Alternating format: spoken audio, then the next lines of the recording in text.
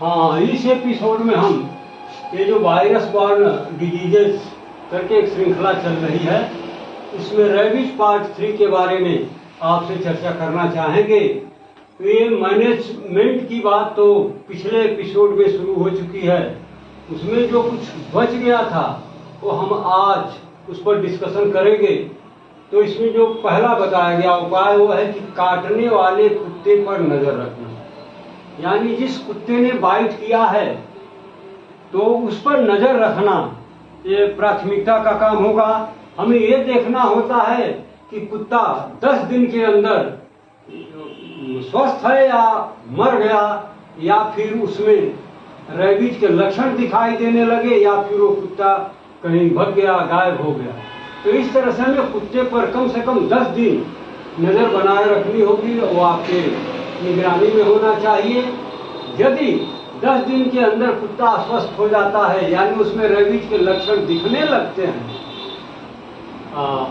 और वो unhealthy condition में चला जाता है, तो इसका मतलब क्लियर कट है कि उसने जिस भी व्यक्ति को बाइट किया है उसमें उसका इफेक्ट जाएगा ही, वो व्यक्ति भी संक्रमित होगा और ये लक्षण उसमें भी आएंगे। तो जैसे ये देखने में आ जाए, अगर हेल्दी है तो कोई ट्रीटमेंट, कोई सावधानी बरतने की जरूरत नहीं है। लेकिन यदि वो ये संक्रमित दिख रहा है, संक्रमण के लक्षण जैसा कि फेज 2 में आपको बताए गए थे, लार का बनना, पसीने का बनना और ये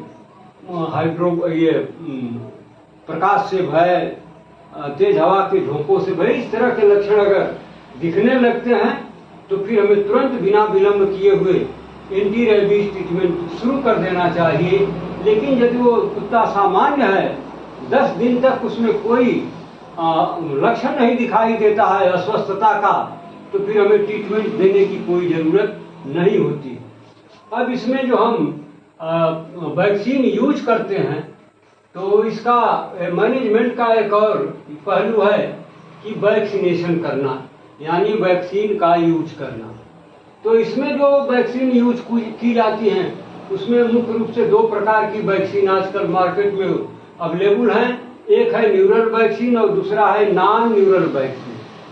तो इसमें हम न्यूरल वैक्सीन की पहले चर्चा करेंगे।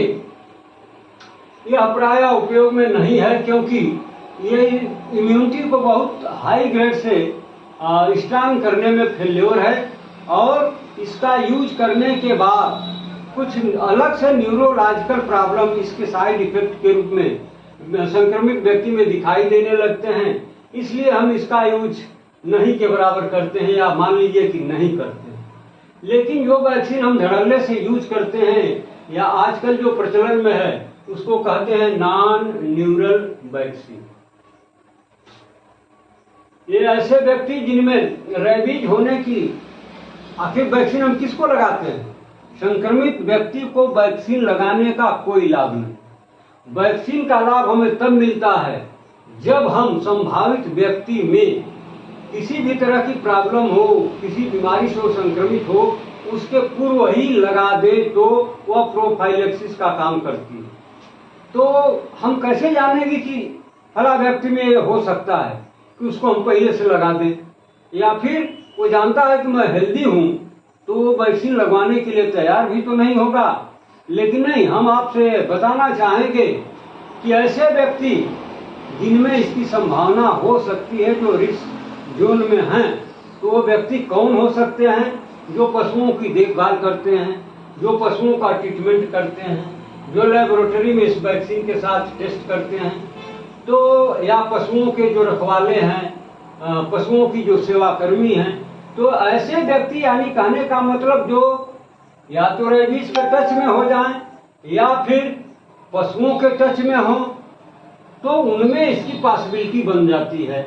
तो ऐसे व्यक्तियों में हमें प्री एक्सपोजर स्टेज में ही, यानी ये बीमारी एक्सपोज हो, उससे वो व्यक्ति संक्रमित हो, उसके पहले ही हमें इस वैक्सीन का यूज करना होता है, तब जाके इसका लाभ मिलता है। अब इसका हम प्रयोग 2 तरीके से करते हैं, आईएम भी करते हैं और आईडी भी करते हैं। आईएम का मतलब वाले भी आपको पता है इंट्रामस्कुलर, आईडी का मतलब है इंट्राडर्मल।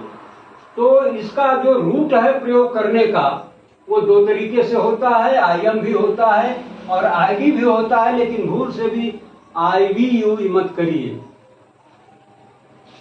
अब डोज की संख्या क्या होगी? तो 3 डोज प्राय हम इसका यूज करते हैं। फर्स्ट डोज कब?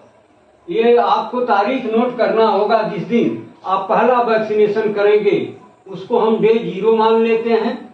फिर दूसरा डोज जब हम यूज करेंगे तो 7 दिन के इंटरवल या गैप के बाद यूज करेंगे। फिर तीसरा डोज जब हम यूज करेंगे तो वो 21 या 28 दिन के बाद होगा। तो इस तरह से इसकी डोजिंग हम करते हैं, इसका यूज करते हैं। 3 डोज में इसका हम यूज करते हैं। पहला डोज की तारीख नोट करिए, वो डे 0 माना जाता है। और जो दूसरा डोज हम यूज करते हैं वो 7 दिन पर करते हैं। और तीसरा जो डोज हम यूज करते हैं वो 21 दिन या 28 दिन पर ही करते हैं, उसके न पहले न उसके बाद। अब डोज ऑफ वैक्सीन का डोज क्या होना चाहिए? तो इसमें IM डोज और ID डोज के बारे में बताया गया है। तो पहले आइए हम देखते हैं dose of vaccine. IM dose को हम कितना यूज करेंगे, कितना इसकी मात्रा होनी चाहिए? तो 1 ml और 0.5 ml। सेकेंड डोज, ये जो ID डोज होता है इसकी मात्रा होगी 0.1 ml। सभी डोज एक ही स्थान पर लगाने चाहिए। जो ID डोज हम लगाते हैं, जहां पर पहला डोज लगाएंगे उसी पर सेकंड भी लगाएंगे, उसी पर थर्ड भी लगाएंगे। उसका जो साइट है, स्थान है, वो हमें बदलने की जरूरत नहीं। अब पोस्ट एक्सपोजर वैक्सीन, जाहिर होने के बाद, क्लियर होने के बाद जो वैक्सीन हम यूज करेंगे उसको कहेंगे पोस्ट एक्सपोजर वैक्सीन, यानी एक्सपोज होने के बाद। तो इसमें 2 तरह की बताई गई, एक पैसिव इम्यूनाइजेशन और दूसरा बताया गया एक्टिव इम्यूनाइजेशन। तो पैसिव इम्यूनाइजेशन में हम 2 तरह की वैक्सीन का यूज करते हैं। एक होता है HRIG और दूसरा होता है ERIG। HRIG का मतलब H से मतलब ह्यूमन, R से मतलब रेबीज, I से मतलब इम्यूनो और G से मतलब ग्लोब्यूलिन। तो HRIG जिसे हम ह्यूमन रेबीज इम्यूनोग्लोब्यूलिन के नाम से जानते हैं, और जो दूसरी वैक्सीन है ERIG, E से हो गया इक्विन, R से हो गया रेबीज, I से हो गया इम्यूनो और G से हो गया ग्लोब्यूलिन। अब इन दोनों वैक्सीन का हमें डोज क्या रखना होगा? तो HRIG जो पहली वैक्सीन बताई गई उसका डोज होता है 20 इंटरनेशनल यूनिट पर केजी बॉडी वेट, यानी 20 किलोग्राम बॉडी वेट के हिसाब से हम यूज करते हैं। तो 20 इंटरनेशनल यूनिट, इसी रेशियो से हम इसका यूज करते हैं। ERIG का जब हम यूज करते हैं तो इसको यूज करते हैं 40 इंटरनेशनल यूनिट पर केजी बॉडी वेट। तो दोनों के डोज में आपने वेरिएशन क्या देखा? HRIG 20 इंटरनेशनल यूनिट पर केजी बॉडी वेट और ERIG 40 इंटरनेशनल यूनिट पर केजी बॉडी वेट। ये हमें डोज रखना होगा। इनका प्रयोग घाव में या घाव के आसपास ही करना चाहिए। जहां उसने बाइट किया है उसके इर्द गिर्द के लोकेशन में, या फिर अगर वो बियर करे तो उसके उंड में भी आप लगा सकते हैं। अब ये पैसिव की बात हो गई। अब हम बात करेंगे एक्टिव इम्यूनाइजेशन। तो इसमें हम ये सेल कल्चर या embryonated egg based rabies vaccine का ही प्रयोग करते हैं। इसका रूट क्या होगा? IM भी होगा, ID भी होगा। अब इसका प्रयोग हम 4 डोज में भी करते हैं और 5 डोज में भी करते हैं। यदि हम IM 5 डोज के शेड्यूल को अपनाते हैं, एडॉप्ट करते हैं, 5 डोज में लगाना चाहते हैं, तो फर्स्ट डोज लगाएंगे डे 0, यानी जिस दिन लगाएंगे उस तारीख को नोट करेंगे, उसके आगे 0 लगा देंगे। सेकेंड डोज के लिए हमें 3 दिन का इंटरवल रखना होगा, यानी सेकेंड डोज हम 3 दिन के बाद लगाएंगे और थर्ड डोज 7वें दिन लगाएंगे, फोर्थ डोज 14 डेज पर लगाएंगे और फिफ्थ डोज 28 डेज पर लगाएंगे। तो इस तरह से अगर हम आईवी को 5 डोज में बांट करके लगाना चाहते हैं तो उसका शेड्यूल यही है कि first day 0, second day third dose day 7, fourth dose day 14, fifth dose day 28। अब इसके बाद आईएम को यदि हम 4 डोज में लगाना चाहते हैं तो हमें कैसे यूज करना चाहिए?